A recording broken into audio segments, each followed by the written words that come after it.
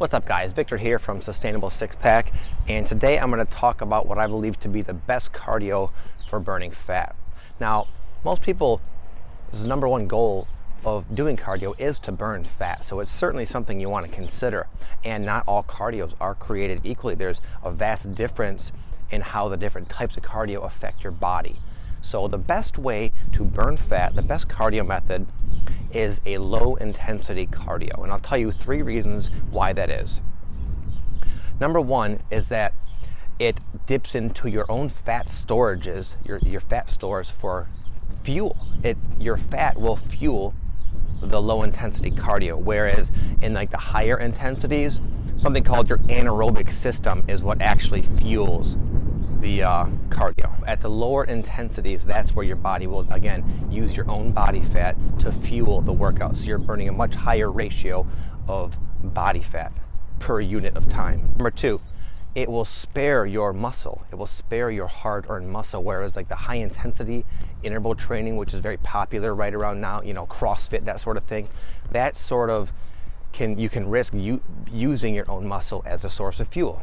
But again, the name of the game is to burn fat, not muscle. And in burning that muscle, you're actually indirectly lowering your metabolism, because the mere existence of muscle on your frame speeds up your metabolic rate. So it's very counterproductive to do anything that's going to burn through your muscle, because gaining muscle is not easy. It's a slow process. So you certainly don't want to be burning any of it off. The third reason is it reduces stress. It actually helps your body recover from the workouts. It triggers and stimulates your parasympathetic nervous system, which is one of the branches of your autonomic nervous system. The other branch, the sympathetic, when that's triggered, that activates your fight versus flight sort of thing, sort of like a reaction in your body, and that causes the release of cortisol. It causes you to kind of go into like panic mode, and it's just very stressful on your body. It's not good for you. However, this other branch, the parasympathetic nervous system, when you do things that stimulate that, it accelerates the healing and relaxation response in your body, which will speed up the recovery and enhance the recovery of your muscles.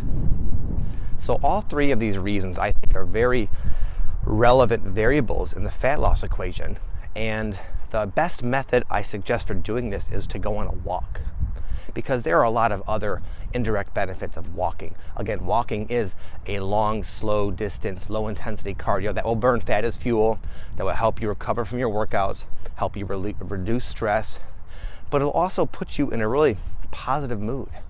And the benefit of being in a good mood is very overlooked in the fitness community, because if you're miserable all the time, chances are you're not seeing the results that you can be seeing, because again, that stress is going to throw off your hormones, and it's just going to affect your body. It's going to make your body want to store fat.